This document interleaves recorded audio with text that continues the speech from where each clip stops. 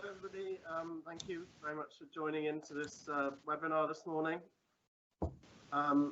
Two people that are going to present to you, Penelope Cook and Judith Fergus, are experts in their field at what they're about to go through with you. So I hope that you find this informative and educational. So Penelope, over to you first. Okay, thank you very much, Adam, and thank you everyone for joining us.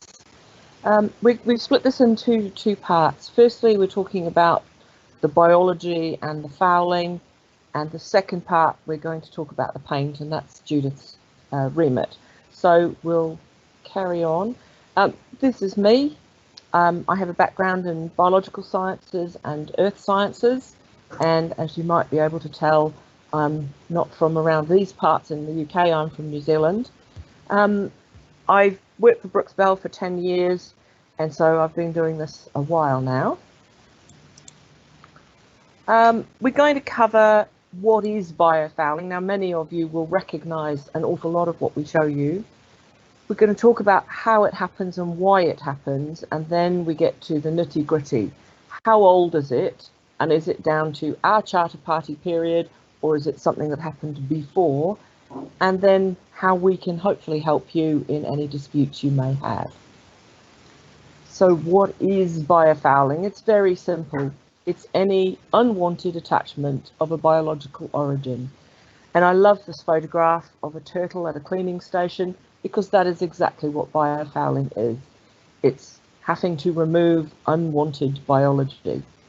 It's when the location becomes a problem for us in the maritime industry that we get issues. So it could be on the hull of a ship, the dock wall, the legs of oil rigs, the legs of wind turbines. It could be anywhere you don't want it to be. There are two sort of types of fouling, and some run together to some extent. So similar things, you might see them on rocky foreshores, coastal areas. You might have seen them on the television, films of reef systems, anemones, corals, hydrozoans, some of the bryozoan family, tunnicates, which are sea squirts, they're animals as well. And then we have the two ubiquitous ones, algae, and marine algae or seaweed often gets called weed or grass in dive reports. Now, grass and grasses clearly live on land and are flowering plants. They're not seaweed, but that's what they get referred to as. And then we have our old friend, the slime. And slime is a mixture of things. It can be algae and bacteria and fungi. And then on top of that, literally on the hull of a ship, you get the juveniles of all sorts of different species. Then you get the hard fouling, and these are animals with one sort of plant that produce hard parts or shells. Very, very well known are the barnacles. You get encrusting bryozoans. Oysters and mussels are well known, tube worms, and then you get the encrusting algae or the coralline red algae. So if you put your brand new hull into the water, what is going to happen? First of all, small things arrive, bacteria, fungi, some of the algae. It can be very rapid. Some of the research timing has in a matter of minutes to hours that it's managed to attach to the surface that's been put into the water.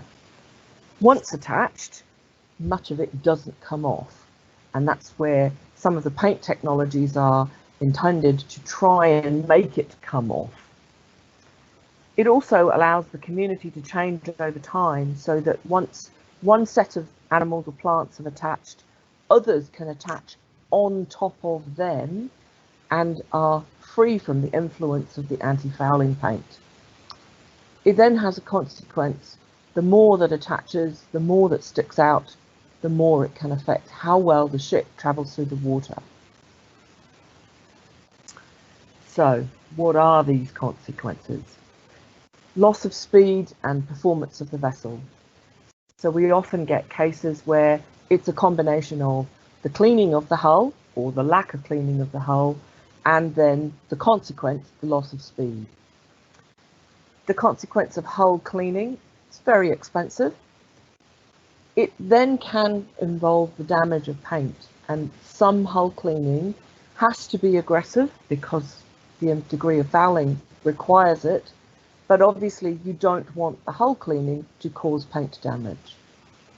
It can involve dry docking if the hull cleaning underwater cannot get rid of the fouling, then you're going to have to dry dock the vessel, and that obviously has implications for costs. The regulatory controls on biofouling are coming in thick and fast, and I would urge everyone to be very much more aware of them than perhaps they have been in the past. Some countries, such as New Zealand, have imposed very stringent controls on what you can and cannot do by way of cleaning hulls or not cleaning the hull, and how much biofouling will be accepted for your vessel to come into the port. Part of that is because when the fouling is cleaned, it can release invasive species into a new environment. Many of the cleaning companies now are trying to put technology in place to catch or to kill everything that comes off a fouled hull to stop that problem, to stop invasive species.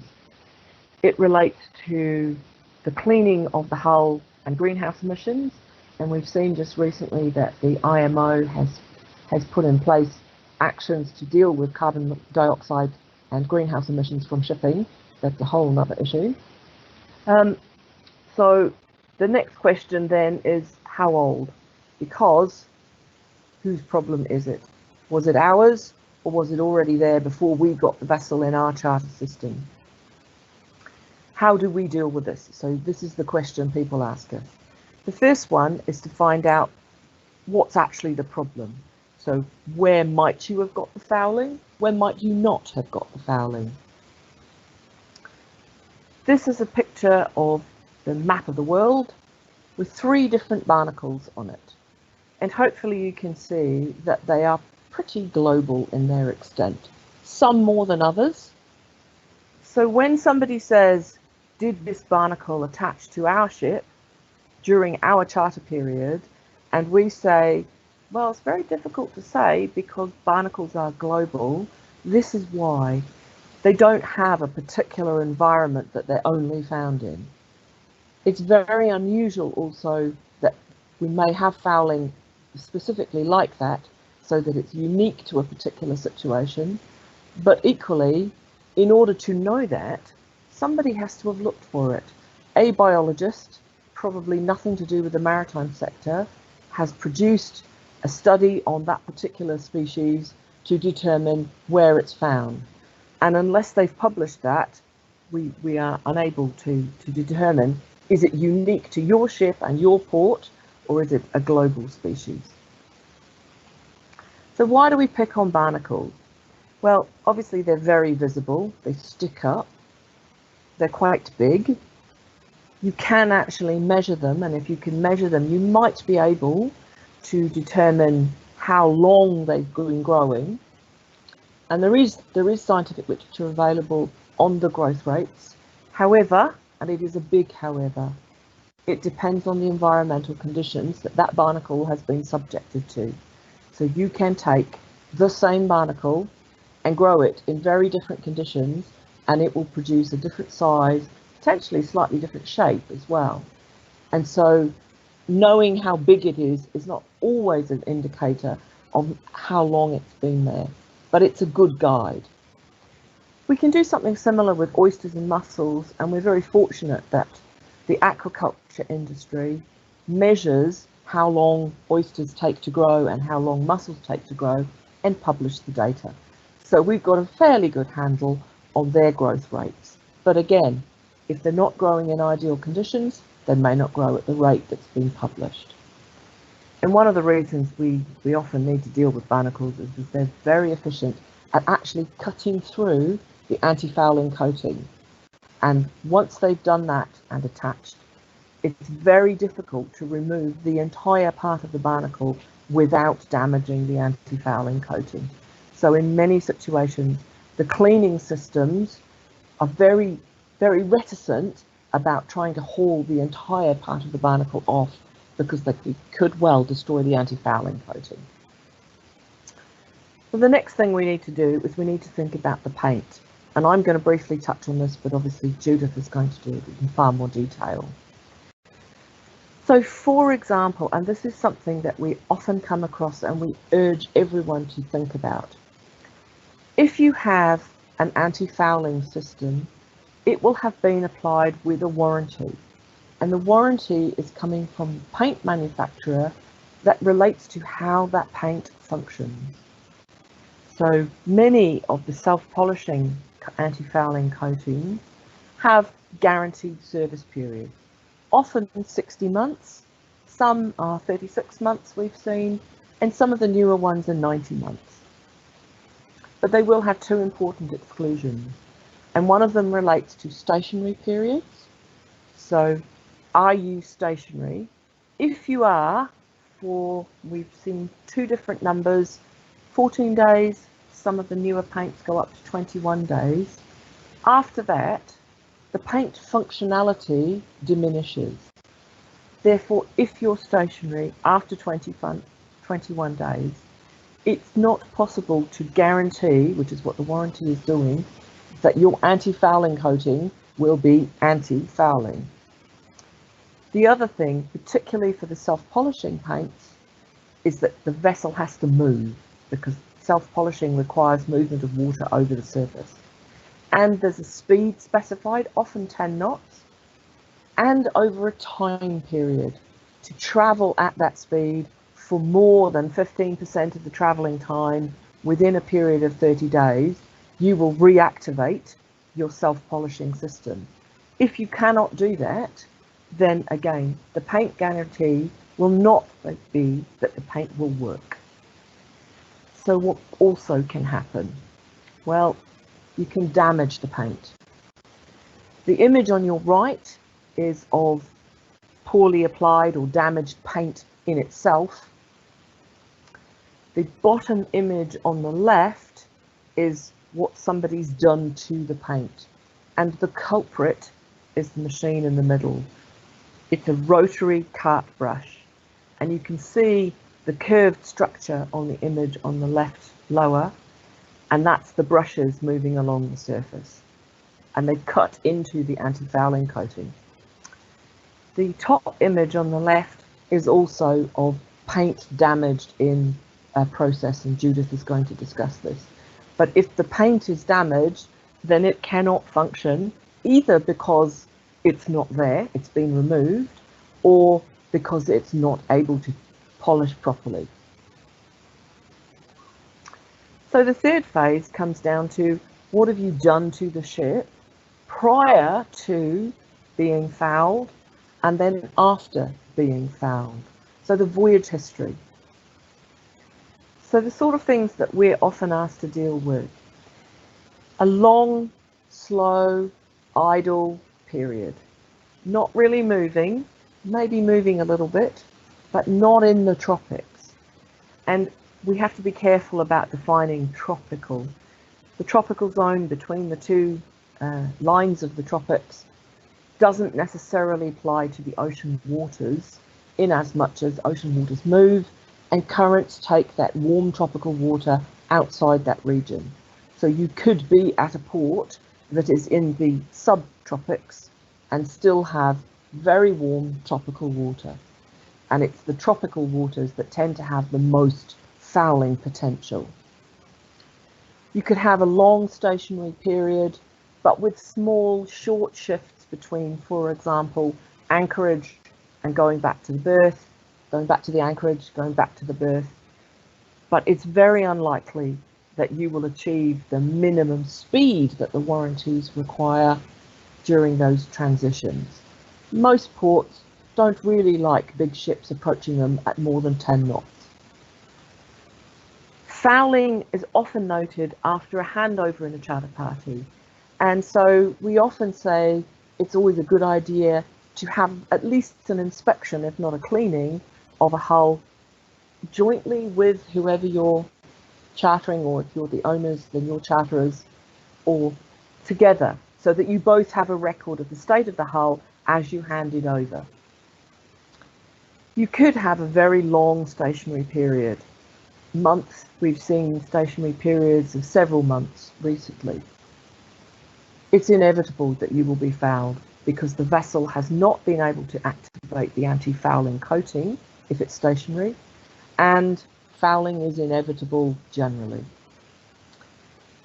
If the vessel has scheduled dry docking, that's usually because it's reached, for example, a 5-yearly service. And if you have a 60-month paint that is coming to the end of its lifetime, because that's how they're scheduled, and it gets fouled, it could be that that paint's ceased to function. It's run out, it's not functioning very much because it's running out, and therefore the fouling is able to take hold. If you've got fouling despite having regular activity, no stationary periods, not really trading in the tropics, and so those are low environmental conditions, and you still get fouled, then you have to ask why, what's happened, and it may be that it's something external to both the paint and the fouling. For example, we've had cases of malfunctioning impressed current corrosion protection systems.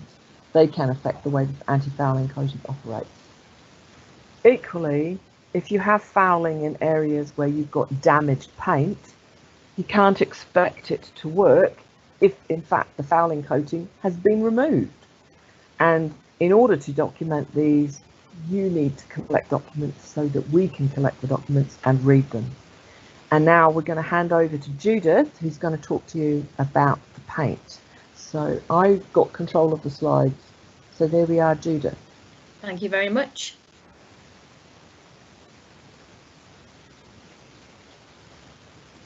Do you want to put the next slide on, Sure. Penny? Is there a bit of a delay? There is. There we go. Yeah, good morning. I'm Judith Fergus, and I've been with Brookspell for a year now. I obtained my Bachelor of Science honours degree at Northumbria University in 1990. Since then, I've worked in paint and nothing else but paint for 30 years, working in marine and shipping, protective coatings, oil rigs, gas and infrastructure as well, wind turbines. I haven't just done sales and marketing, I've done product development and testing. And I worked for a major paint company for 21 years and worked on many paint issues, complaints, and looking at product performance issues as well, as it's not easy when you're developing paints that every time you formulate something it's going to work. If it doesn't work, you go back to the drawing board and start again. Recently I have achieved ICOR level 2 and IMO PSPC paint inspector certificates.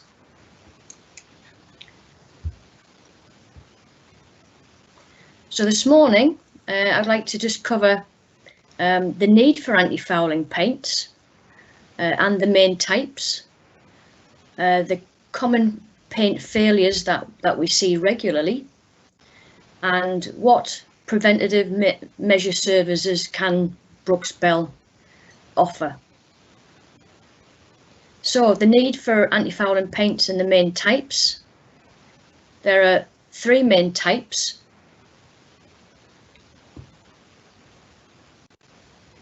This is your next slide. Oh, there isn't 3 main types yet. Yeah, so why do we need anti-fouling paints? As Penny said, we need them to protect our vessels against marine biofouling species. Now, anti-fouling paints, or these sort of types, were seen in even the 17th century, and people used an array of solutions, from copper cladding to lead sheathing, hot waxes tar with animal hairs, and even arsenic mixed with sulfur, because they just didn't want these species attaching, because they were a menace, they were pests. So sailors knew that keeping their ships nice and smooth and in good condition would make them faster, obviously not slow them down, and they'd be more efficient. Next slide.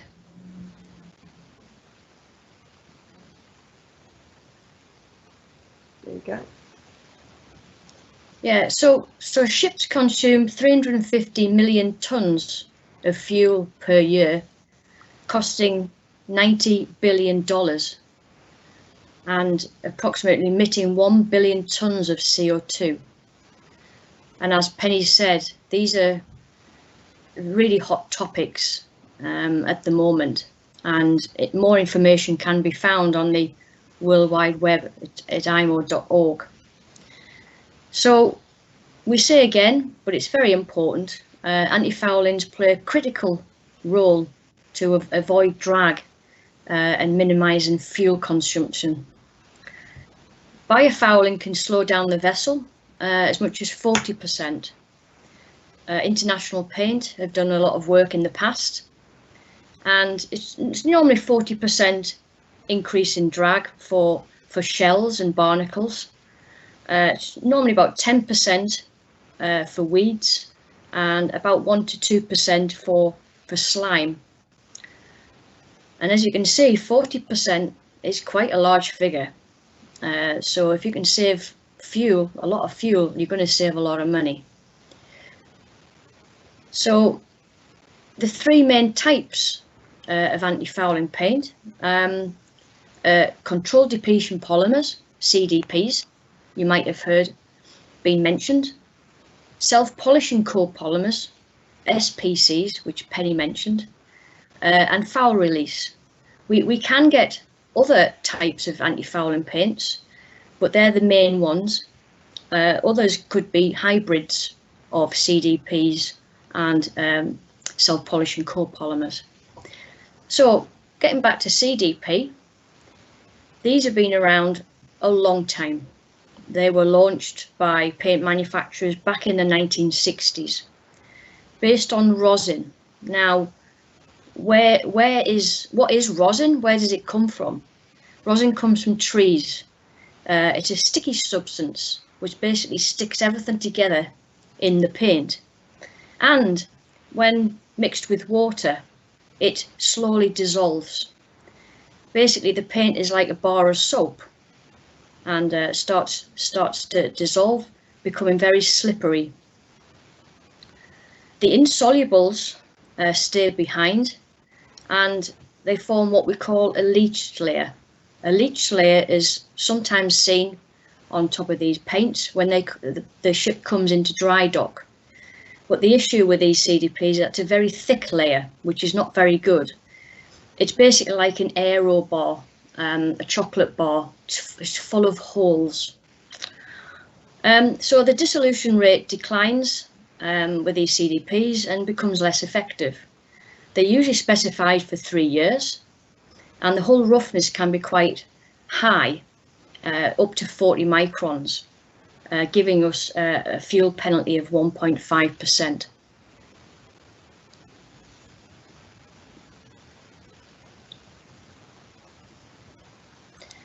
Self-polishing copolymers, these were developed by International Paint.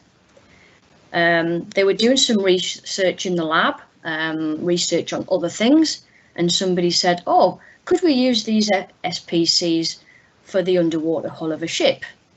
And they did some trials, and they found them to work very successfully.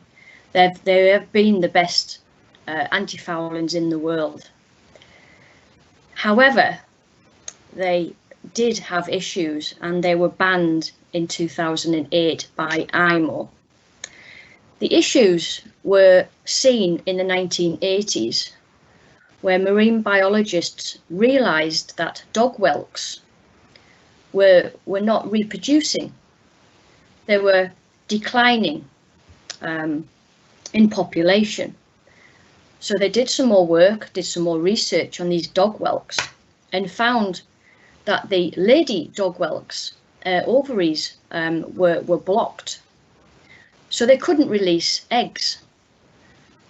So they did a bit more work, and they realized that the ovaries were in fact developing a penis. And I know it's a little bit early in the morning for this sort of fact, but this was a fact with these dog whelks and these sea snails, and it wasn't good. It wasn't good news at all. So from the late 1970s and 1980s, these marine biologists and other people decided to knock on IMO's door and say, look, we're not very happy with this tributyl tin in these anti-fouling paints, because we've studied the dog whelks and we can see that there's tin in there. So that's why they were banned. It took a long time to ban these TBTs, but that happened in, like you said, 2008. However, the paint manufacturers had to use something to work to replace this tin. So they started looking at copper acrylates and zinc acrylates and silyl acrylates. So instead of releasing tin, they released copper and zinc and silyl. So they're not as bad as tin, but they're not good as well. So looking at the SPC, how does it work? Like Penny said, it's basically self-smoothing. So the paint smooths as it moves through the water, and it depletes. But every time it moves, the next layer is smooth, whereas the CDP, the layer is quite rough. So the technology, the mechanism behind these is very, very clever. These tend to last up to 5 years. Hull roughness is, like you said, a lot smoother, so it's 20 microns, and the fuel penalty is about 0.75%.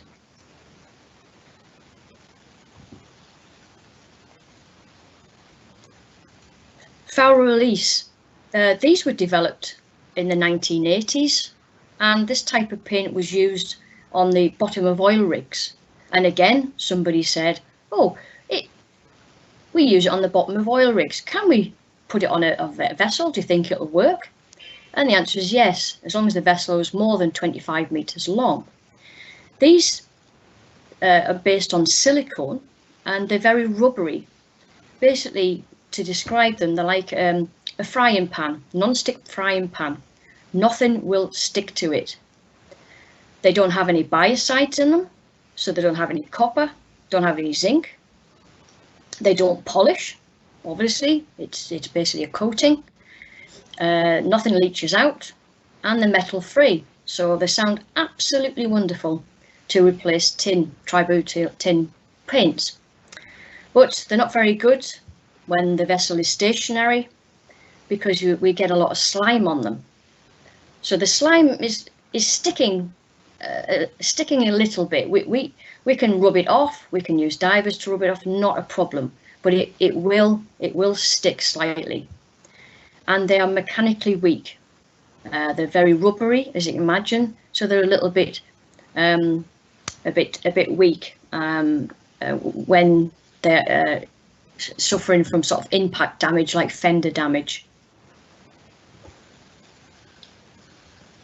So what are the common paint issues? Penny touched on a few.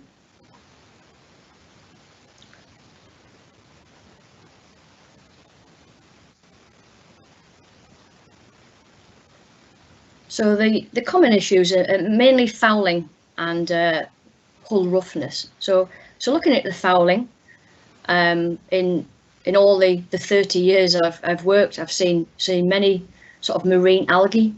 I call it marine grass because I'm a paint chemist and not a marine biologist. But marine algae is the correct wording for that type of fouling. Hydroids, hydrozoans, which are like soft fouling, and obviously the barnacles that most people have seen, core barnacles, and I've even seen the gooseneck barnacles in Togo when I did a paint inspection and a paint application. And these gooseneck barnacles can be inches long, and they just sort of dangle from the bottom of the ship and can be very, very difficult to remove. And the only thing that removed the gooseneck barnacles, and still is the case, is the tributyl tin polymers.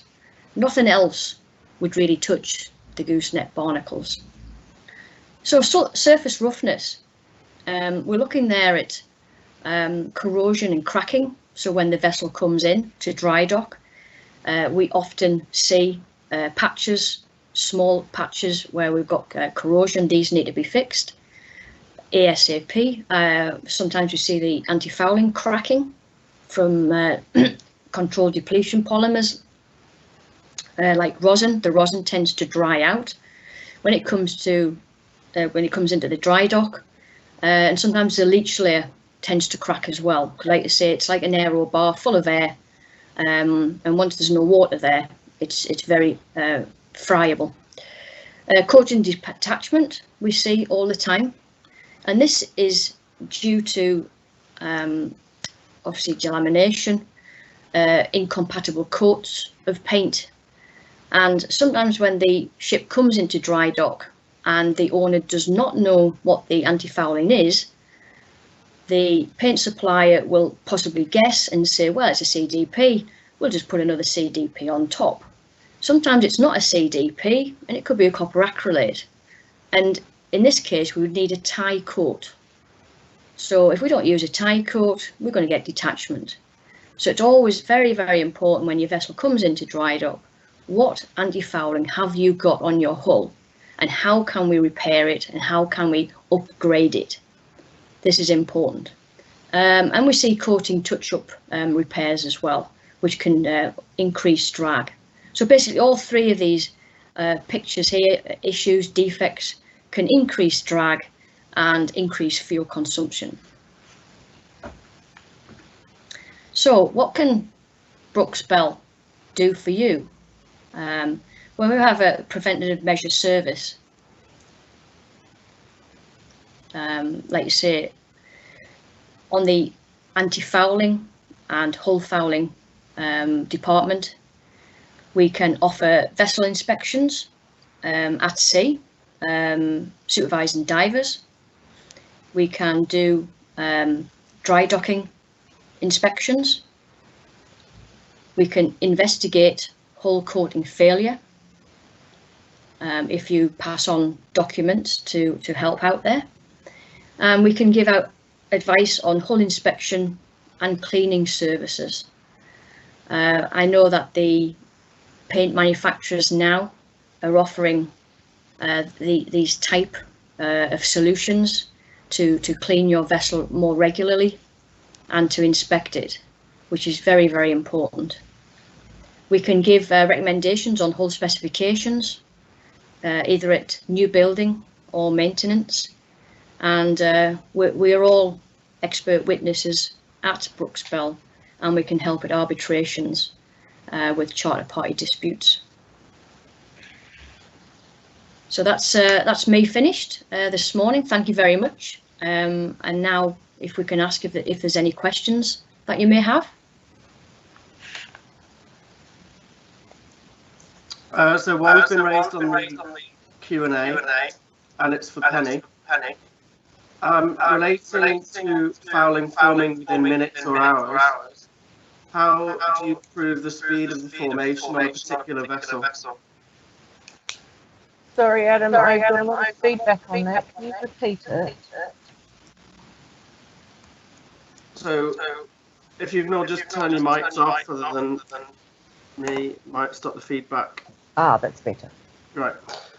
So Penny, relating to the fouling forming within minutes or hours, how do you prove the speed of the formation on a particular vessel? Well, that comes down to the research. There's probably no way of doing that on a vessel in an operation. the timing of fouling attachment has been done in laboratory studies. It's been done on ship structures as well, also static structures where they can be measured. But to try and put a dollar value on how quickly that's happened, I doubt it's even possible at the moment. And one of the issues that we've got is, how do you measure whether it has had a problem? And the only way to do that is, at the moment, ship performance. That's the criteria in the charter parties in the main. Some people have started trying to use hull roughness as a measure, but the issue with hull roughness is the calculation requires an assessment of the entire hull, because it's the entire ship that's moving through the water. And while it might be possible to make an assessment of hull roughness in a small space, whilst that ship's in the water, it's very difficult to do that on the underwater surface. So within the charter party, the criteria of performance is the only one we've got. Is it still doing what you say it can do, even though it has acquired, even if it's just slime, it's acquired some fouling? And that's where a functioning anti-fouling coating will assist. It should reduce the amount of fouling that you get and therefore ensure your vessel stays within the performance criteria.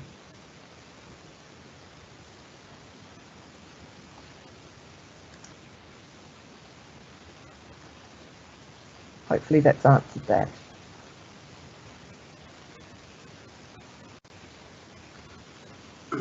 That was the only question that we did have in the live Q&A session.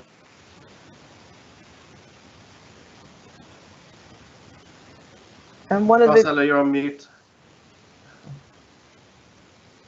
Sorry, I have a question, Judith. How does surface roughness happen? Is it about aging, or is it related to biofouling, or both together as a combination? How this happen? Yeah, hull roughness, like I said, it first of all, it depends on the polymer system that you use, and whether the polymer system is a CDP or a self-polishing copolymer. CDPs tend to be more rough, and self-polishing copolymers tend to be very, very, very smooth. And I know when I worked for a company called Kansai Paint for 6 years, they were developing and were using very smooth primers as well, which is a very good idea, and it's something that we don't really would have thought of. They want not just a smooth anti-fouling system, but a smooth primer system as well. Why not? And to do that, you have to use bead mills and use special equipment to make the paint more smooth when it's applied. But it's very, very clever technology, and obviously the microns that we're looking at, you know, it can save a lot of money in fuel, and obviously CO2 emissions. That's what we don't want that. So yeah, mainly it's to do with the type of paint. But like we said, you know, if that paint gets damaged, so if that vessel is a new build and it goes out, it's nice and smooth. But over the years, like you say, the paint will be aged, and then it comes into dry dock, and then the ship is 10 years old, and then you get another layer of paint, and then it just goes on and on and on, and it just gets rougher and rougher and rougher until all of it is removed, and we start again. Oh, okay. Yeah. Mm-hmm. Okay. I would like to ask you a question, Penny. It's about Sure. cleaning. Where can we clean ships?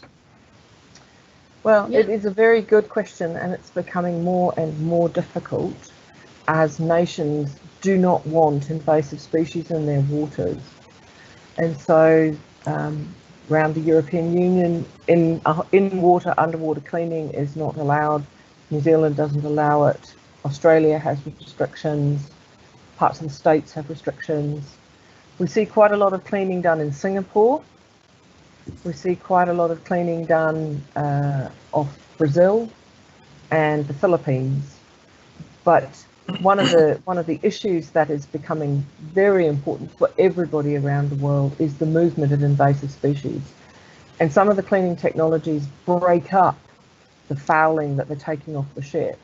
And so instead of having one organism that's come off the ship, you've just broken it up into little pieces. And many of these invertebrates are very good at coping with being alive as a small piece that's broken up, and they keep reproducing. And so by breaking it up, you've just created lots of these individuals instead of just one of them. And the other issue also relates to the biocides in the paints, that when the vessel is cleaned, it's inevitable that a small amount of the biocide comes off with the cleaning, with the rotary brush or with the hand cleaning. And many governments don't want that biocide introduced into their waters because it continues to kill all the native animals and plants that are in those waters. And so a lot of the newer technology for cleaning involves capturing all the debris, or as much of the debris as possible, and then it will come down to government decisions. Is that permissible in our waters? So it's certainly becoming more difficult to find locations for underwater cleaning, and the cleaning companies are becoming more aware of the need to prevent spread of invasive species. Which is why, and you mentioned this, Judith, which is why some of the new paint cleaning systems, dual systems, are, for want of a better term, and it's been coined by others, they involve hull grooming, where a non-biocidal paint is applied to the ship, and the ship has some sort of cleaning system, a bit like the Roomba carpet cleaner that goes round and just automatically cleans your carpets and floors. You attach something like that to the ship, and whenever the ship is stationary, the little machine goes round and clears off the hull. So by doing this frequently and repeatedly, you shouldn't get big things attaching like barnacles, because their larvae have been hoovered up by the little machine that's cleaning the hull. But you then have to have crew that are trained to use it. You then have to have time and something within either the docking arrangements or the chartering arrangements that says, yes, we'll have 1 day of hull grooming before we leave this port. But certainly the concept of a clean before you leave is one that is gaining a lot of favour, that you clean at your location so that you don't acquire too much fouling during your voyage, and you arrive at your destination with quote unquote a clean hull. Then when you finished your activity at your destination, you clean your hull, clean before you leave, and off you go again. So that's the attempt. But then that requires quite a different paint technology, because if you use clean before you leave repeatedly every time you're in port, you will completely remove a rosin-based paint or an SPC paint well before the time that the manufacturer may have intended it to be usable. So there's a link between the paint technology and the cleaning technology.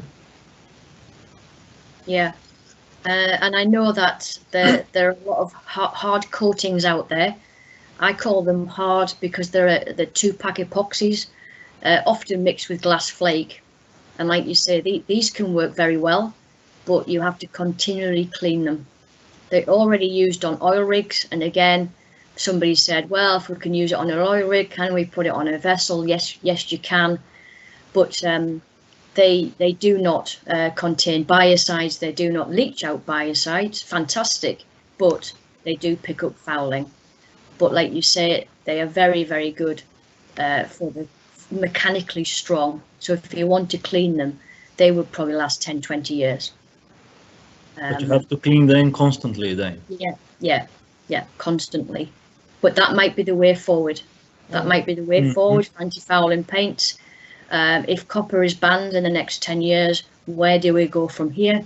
and we're looking at I call them very hard coatings, which is basically glass flake epoxies, or we use foul release, which we touched on, silicone types, but they can be very expensive, and I know owners and ship managers, they're not too keen on spending, because they used to be $70 a litre. I know they've come down drastically now, but when they were first sold, they were $70 a litre, which that's just far too much, considering a normal anti-fouling paint maybe about $20 to $30 a litre. So just conscious of time, we've got about 10 minutes to go. We've got another question in, probably to both Judith and Penny, both of you can comment on this one. So if an owner delays dry docks and the time period between application of anti-foul exceeds the warranty, what could the impact be? Judith, do you want to take this one first? I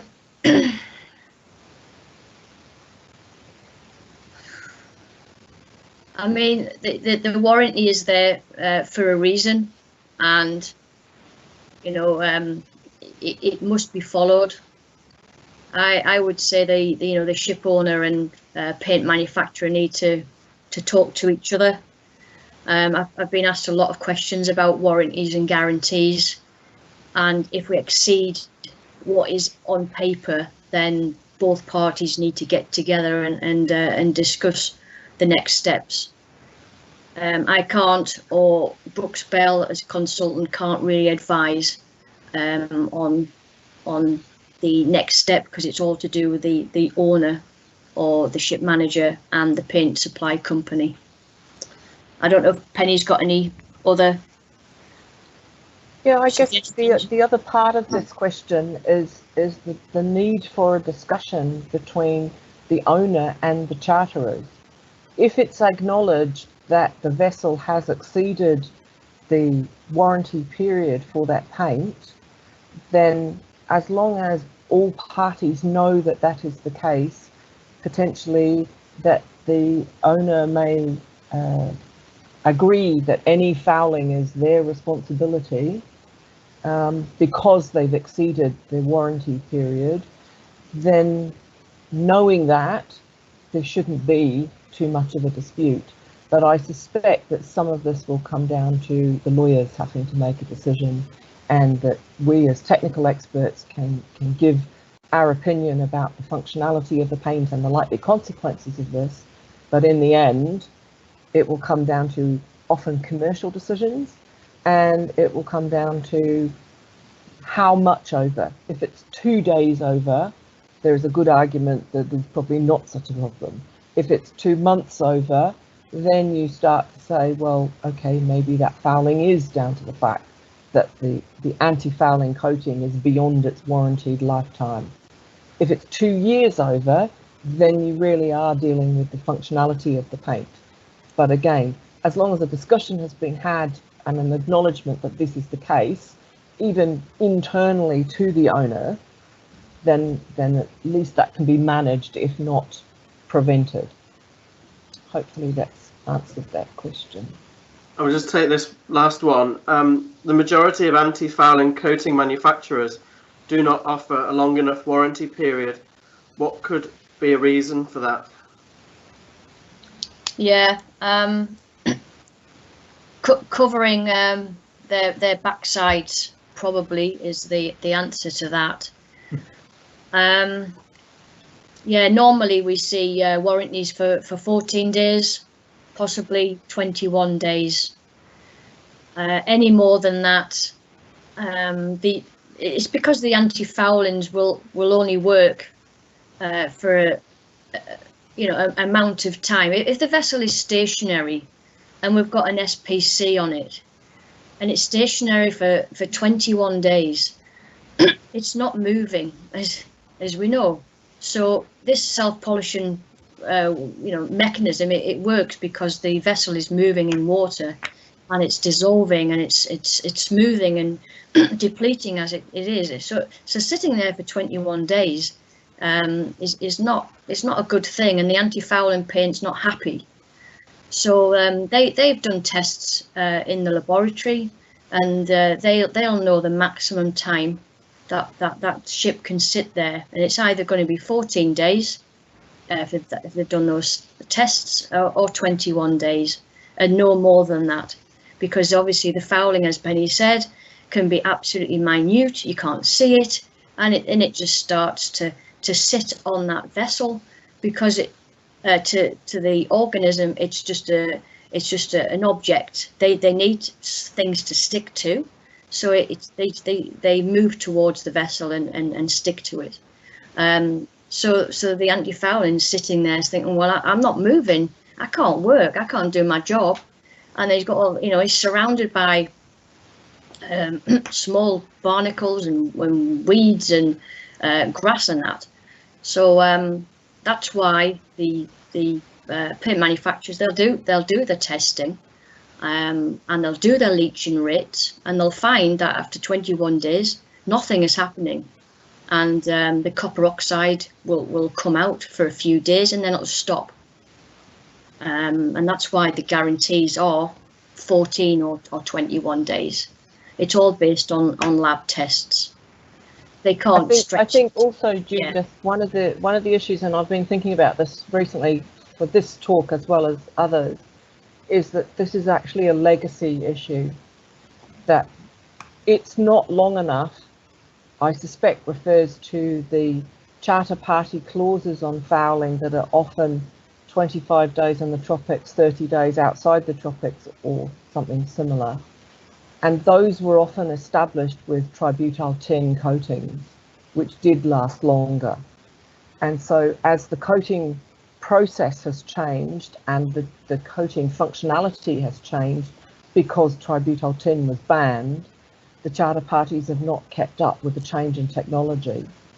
And so the only way around that, I guess, would be to change the criteria within the Charter Party to match the functionality of the current set of paints, or to accept that there will always be a disconnect between the warranty periods that the manufacturers now produce and what has always been a traditional warranty period for the Charter Parties on the fouling, which is usually about a month, 28 days, something like that. Certainly BIMCO has a Charter Party clause on fouling that is linked to the paint manufacturers, and I think it's 14 days. So it would be a question of checking which paint system you've got, whether that can be changed to 21. But equally, as I say, I think this is one of those legacy criteria that hasn't kept pace with the change in technology.